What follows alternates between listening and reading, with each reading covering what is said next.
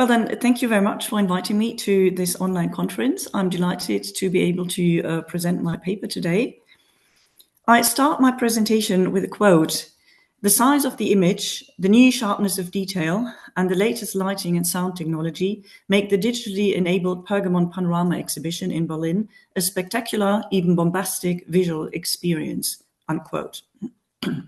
This quote stems from the brochure of the digitally enabled Pergamon Panorama exhibition in Berlin. The exhibition addresses the acropolis of Pergamon in ancient Greece and the world-renowned yet contested reconstruction of the ancient Pergamon altar, usually on display in the Pergamon Museum in Berlin. The Pergamon Museum is temporarily closed due to refurbishment and will reopen only in the late 2030s. In the meantime, the Panorama exhibition presents a selection of sculptures from Berlin's antiquities collection with a digitally enabled exhibition. To explore a range of ethical implications for digitally reconstructing a contested cultural heritage, I draw on recent literature about the virtual space as politically constructed. Moreover, the virtual space has been shaped and continues to be shaped by social and cultural practices embedded in ethical value systems. In the context of cultural heritage, how can we then understand the post-digital as a culturally, as opposed to merely technically shaped reality in which digital technologies influence how we interpret the world? How can we consider cultural heritage in the post-digital as embedded in social practice and historically situated in epistemic frameworks of colonial or imperialist knowledge production? How have those practices and frameworks informed academic disciplines and museum practice? What are the ethical implications for curatorial practice and visitor research in the post-digital? To give you some context, the digitally enabled Panorama exhibition relates to the permanent exhibition of the Pergamon Museum in Berlin. The Pergamon Museum houses several contested modern reconstructions of architectural monuments from ancient Greece, the former Ottoman Empire, and the so-called ancient Near East. Examples include the Pergamon altar and the Babylonian Ishtar Gate, both major tourist attractions. After being excavated in the 1920s, the remains of the ancient monuments were brought to Berlin and pieced together in the museum galleries. Gaps were filled with modern replacements, such as bricks, to create a coherent visual impression of the ancient monuments. The reconstructions were pieced together following the latest state of archaeological research, while at the same time considering the architectural affordances of the gallery space. This slide, for example, shows two different versions of the reconstructed Pergamon altar with the monochrome great frieze, an earlier version from the early 20th century on the top left, and the other one from 1930 on the bottom right. The latter version has been on display until recently. In conclusion, the displays, which have barely altered since the 1930s, hypothetically imagine portions of the facades of the ancient monuments as opposed to authentic buildings, as the labels suggest. Indeed, the fragmented monuments transform into tailored museum exhibits. As much as the ancient sites, the Berlin reconstructions reflect the 20th century gallery space, the cultural political debates, the scholarly expertise, and the orientalizing museum practice in early 20th century Berlin, as scholars such as Can Bilsel have argued. More than that, I'd like to add that the museum seeks praise and appreciation for its scholarly expertise in reconstructing the monuments through large decorative paintings that contextualize the smaller exhibits in the smaller galleries. The paintings from the 1930s refer to historical photographs of the excavation sites, while then director Walter André claimed to provide context about the local landscape and original environments surrounding the ancient monuments. The paintings instead show the ruins of the ancient monuments, or rather the excavation sites devoid of any equipment, clutter, and people, local inhabitants or local and European excavators. The paintings reflect the perspective of the German excavators. In addition, reproductions of historical photographs provided in the galleries show the in situ work of the museum's archaeologists. The photographs show one of the excavation sites and illustrate the scholarly process of desalinating and sorting the excavated fragments. However, while the galleries foreground both the immersive qualities of the iconic displays and the museum's scholarly endeavors, the museum fails to challenge its role in the past and present. While claiming to build on current post-colonial approaches, the museum highlights its archaeological expertise rather than institutional self-reflection. Thousands of fragments, as the headline reads, and the discovery of the Ishtar Gate on the bottom center. Due to such a disputable historical framing, the museum's formative role in the reconstruction process remains a peculiarly blind spot of the museum exhibition. In keeping its displays unaltered and unchallenged, the Pergamon Museum, until the present day, keeps framing its image as a scholarly as opposed to imperialist institution. This is the backdrop against which I examine the related digitally enabled panorama exhibition. Due to the museum refurbishment, the Pergamon altar is currently not on display. Instead, the museum presents 80 pieces from the antiquities collection with digitally enabled media in a temporary exhibition. The all-around panorama by the artist Yadegar Asisi is a pictorial canvas presented in a rotunda of 30 meters in height.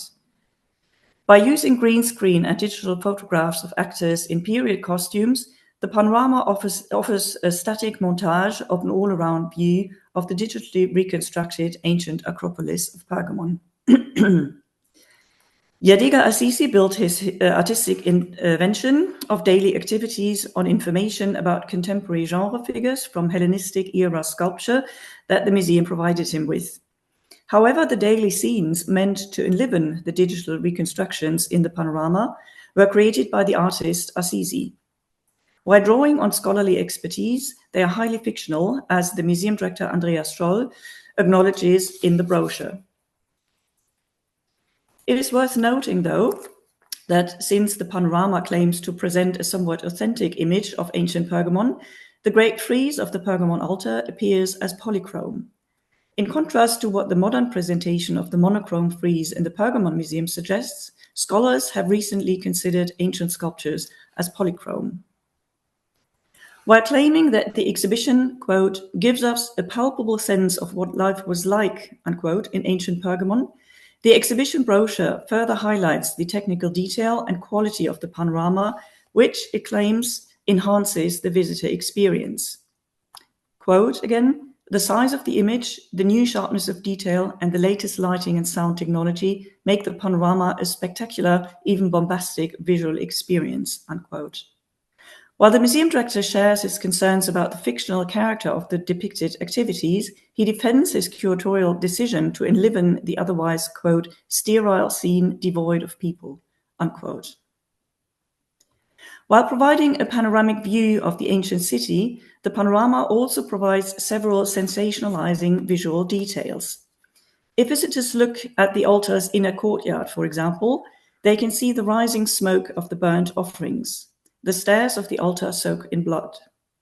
However, it has not been clarified in the academic debate whether offerings were burned or rituals contained animals at all. In order to enliven the scene and effectively enhance the visitor experience, the exhibition includes hypothetical details, ignoring academic evidence or doubt. Other details gloss over political, economic, and social realities and practices in ancient Pergamon we might consider as disputable in a 21st century exhibition context. The depiction of the ancient so-called slave market in the center right, for example, is not sufficiently contextualized. Instead, the slave market is included in the panoramic scenery as a mere detail of the everyday life of the inhabitants of ancient Pergamon. The leaflet only briefly states that in ancient times, enslaved people were considered, quote, property to be bought and sold, unquote. Other disputable details include exotifying, orientalizing, and/or sexist depictions that uncritically perpetuate rather than challenge existing, albeit historically perhaps accurate, stereotypes about such highly political categories as gender and race. Apart from the panorama, the exhibition presents a large-scale digital animation of a 3D model of the Pergamon altar in a smaller adjacent gallery.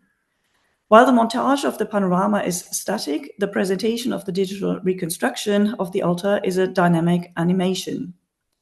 The camera flies over the altar and landscape surrounding the altar model virtually, assumingly zooming in up close and examining the construction from a range of perspectives.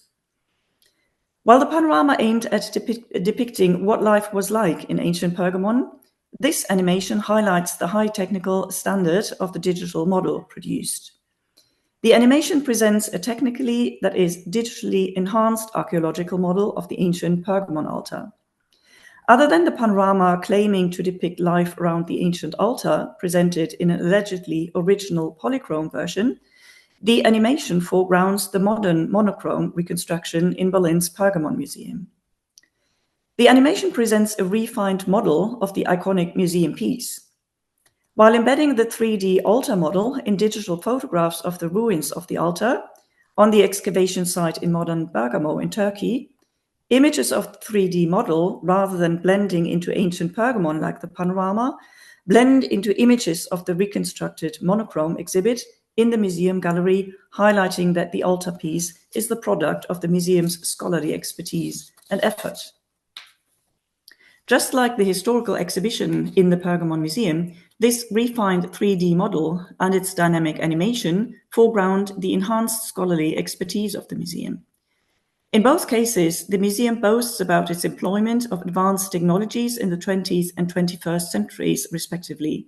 The historical monumental reconstructions meticulously pieced together in the museum on the one hand, and the digitally enabled reconstructions in the exhibition on the other hand. In conclusion, the virtual reconstructions in the panorama exhibition perpetuate rather than challenge historical disciplinary standards, and they do so quite spectacularly in the context of the iconic and immersive historical displays.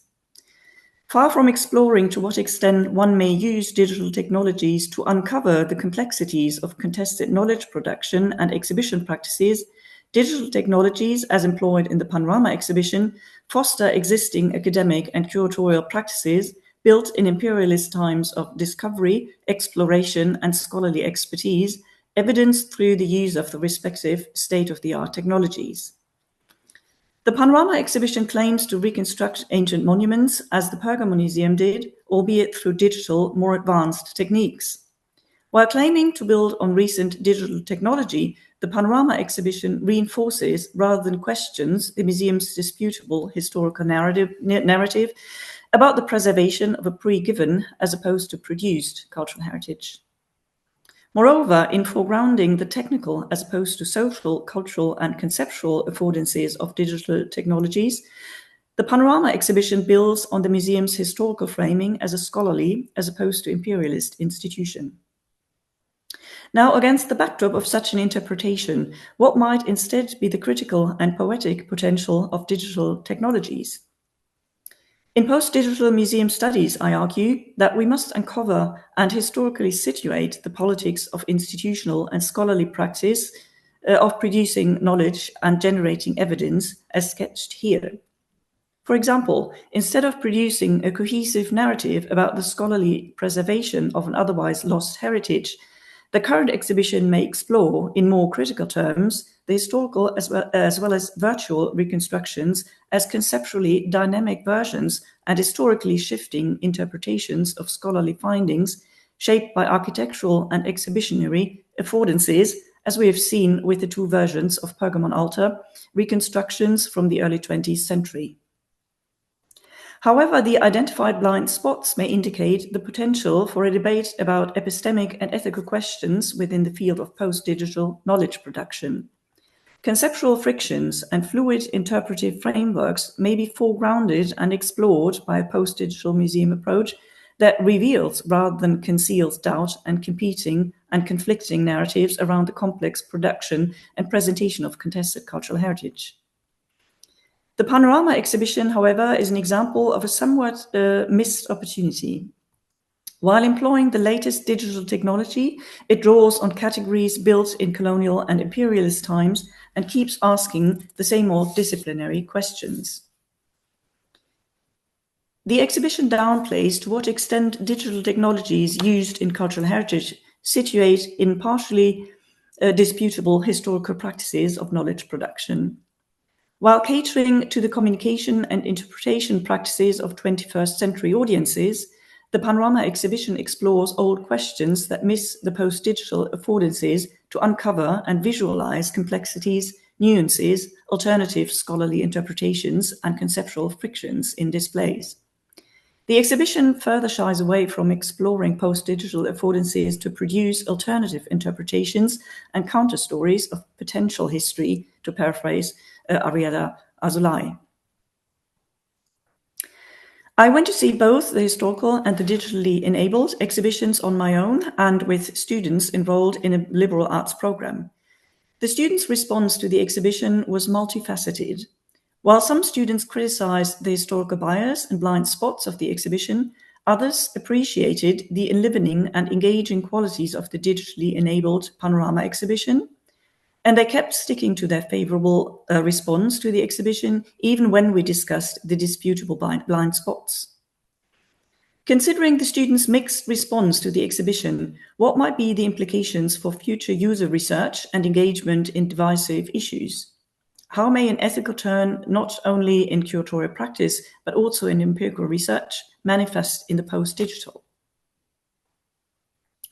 Firstly, instead of exploring the mere technical affordances of digital technologies, we need to understand the post-digital as a cultural field, not only embedded in social practice, but situated historically in epistemic frameworks of colonial knowledge production and conceptual appropriation, in short, as a historically situated social space.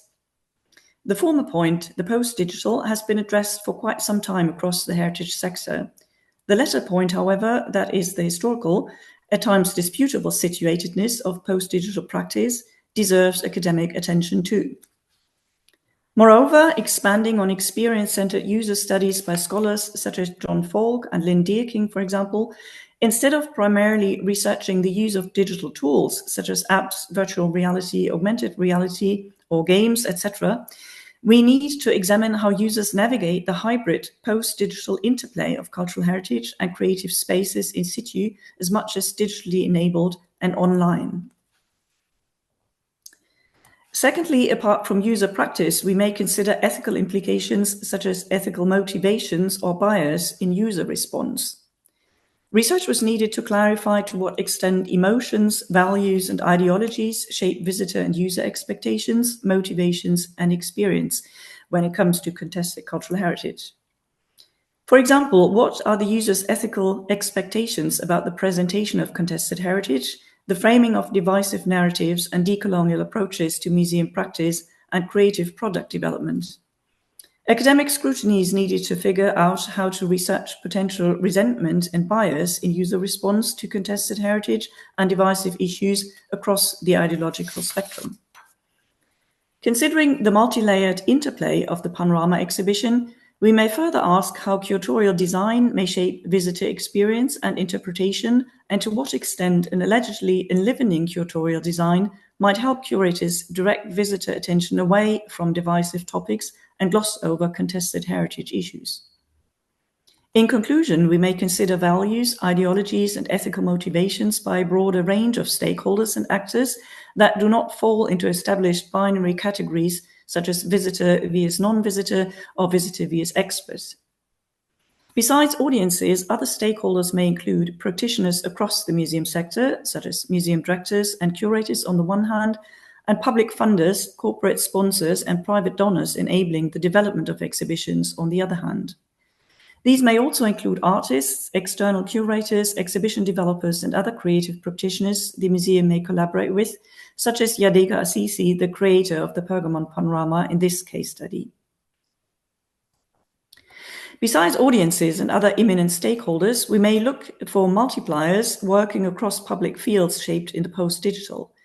These may include activists across the ideological spectrum using the cultural and creative sector to further their respective agenda regarding contested heritage and post-colonial issues as explored here, or other divisive issues stirring controversy across society.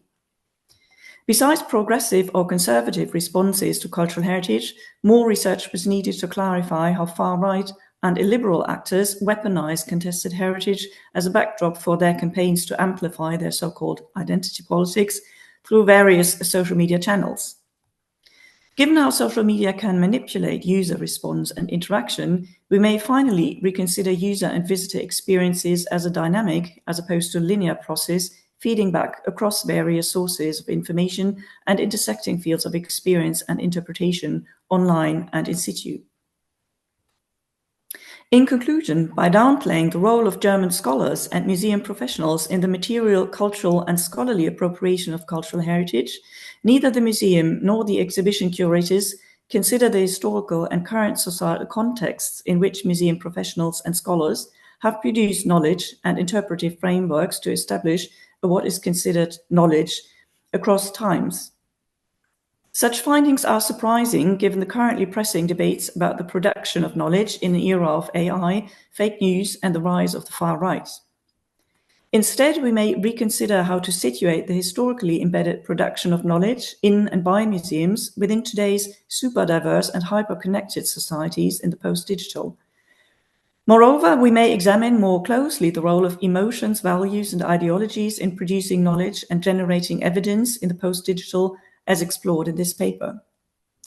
We may examine how visitors and other stakeholders interpret the historical and current displays and narratives, not only against the backdrop of recent museum debates about acquisition practice and cultural appropriation, but also in the broader context of societal debates about the post-digital amplification of far-right agendas, online and in situ, and notions of heritage, identities, and belonging in post-migrant and hyper-connected societies. Rather than understanding users as participating visitors, users or consumers of cultural and creative products, we might reconsider them as citizens driven by emotions, values, ideologies, and ethical questions regarding our sector and the role our sector might play in addressing current and future challenges. Thank you.